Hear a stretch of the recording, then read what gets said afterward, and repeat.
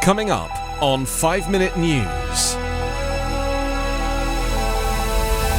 Oklahoma makes all abortions illegal. Capitol insurrection trial blames Trump for inciting riot. And Biden to waive ethanol component in attempt to lower gas prices. It's Wednesday, April 13. I'm Anthony Davis. The governor of Oklahoma, Kevin Stitt, signed a bill into law on Tuesday that makes it a felony to perform an abortion, punishable by up to 10 years in prison, as part of an aggressive push in Republican-led states across the country to scale back abortion rights. The bill, which takes effect 90 days after the legislature adjourns next month, makes an exception only for an abortion performed to save the life of the mother. Abortion rights advocates say the bill signed by the GOP governor is certain to face a legal challenge.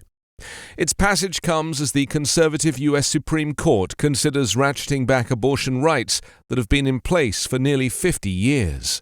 Under the bill, anyone convicted of performing an abortion would face up to 10 years in prison and a $100,000 fine. It does not authorize criminal charges against a woman for receiving an abortion. The bill would apply to any physicians in Oklahoma who dispense abortion medication to women, which accounted for about 64% of all abortions performed in Oklahoma in 2020. There is no enforcement mechanism in the bill for women who order abortion medication online from out-of-state suppliers, though. Oklahoma lawmakers passed a bill last year to prevent women from ordering abortion medication online, but that measure was blocked by the Oklahoma Supreme Court. Abortion rights advocates say the bill is clearly unconstitutional, and similar laws approved recently in Arkansas and Alabama have been blocked by federal courts. White House Press Secretary Jen Psaki released a statement on Tuesday describing the bill as an unconstitutional attack on women's rights. Mentions of Donald Trump have been rare at the first few trials for people charged with storming the U.S. Capitol, but all that changed on Tuesday. The latest Capitol riot defendant to go on trial is blaming his actions on the former president and his false claims about a stolen election. Dustin Brian Thompson, an Ohio man charged with stealing a coat rack from the Capitol, doesn't deny that he joined the mob on the 6th of January 2021, but his lawyer vowed to show that Trump abused his power to authorize the attack. Describing Trump as a man without scruples or integrity, defense attorney Samuel Szymanski said the former president engaged in a sinister plot to encourage Thompson and other supporters to do his dirty work. It's Donald Trump himself spewing the lies and using his position to authorize this assault, Szymanski told jurors during the trial's opening statements. Justice Department prosecutor Jennifer Rizzoni said Thompson knew he was breaking the law that day. He chose to be a part of the mayhem and chaos, she said. Thompson's lawyer sought subpoenas to call Trump and former New York City Mayor Rudolph Giuliani as witnesses at his trial this week. A judge rejected that request, but ruled that jurors can hear recordings of speeches that Trump and Giuliani delivered at the rally before the riot. Thompson's jury trial is the third among hundreds of Capitol riot prosecutions. The first two ended with jurors convicting both defendants on all counts with which they were charged. In a February court filing, Szymanski said he wanted to argue at trial that Thompson was acting at the direction of Trump and his various conspirators. Szymanski said Thompson, who lost his job during the COVID-19 pandemic, became an avid consumer of conspiracy theories and lies about a stolen election.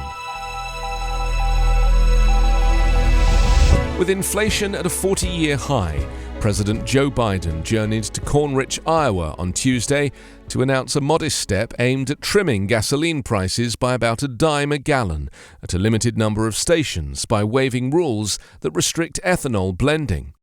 His action reflects the ways Biden is deploying almost every weapon in his bureaucratic arsenal to ease price pressures, yet the impact appears to be small and uncertain. Inflation has only accelerated in recent months, instead of fading as Biden once promised it would after the recovery from the coronavirus recession following last year's $1.9 trillion relief package. A government report on Tuesday that consumer prices jumped 8.5% in March from a year ago, the worst reading since December 1981, only deepened the political challenge for Biden and fellow Democrats ahead of this year's midterm elections. More than half the increase came from higher gas prices, which spiked in part because of Russia's war in Ukraine, but costs also jumped for housing, food, and other items, and is replicated in economies around the world. Biden called the inflation report Putin's price hike. Most gasoline sold in the US is blended with 10% ethanol, a biofuel that is currently cheaper than gas. Biden was announcing that the Environmental Protection Agency will issue an emergency waiver to allow widespread sale of a 15% ethanol blend that is usually prohibited between June 1st and September 15 because of concerns that it adds to smog in high temperatures. Administration officials said the EPA has determined that the emergency step of allowing more E15 gasoline sales for the summer is not likely to have a significant air quality impact. That's despite some environmentalists long arguing that more ethanol in gasoline increases pollution, especially during warmer summer months.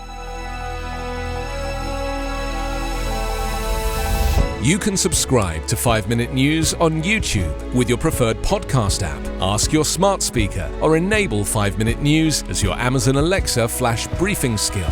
Subscribe, rate and review online at 5minute.news. 5-Minute News is an Evergreen podcast covering politics, inequality, health and climate, delivering independent, unbiased and essential world news daily.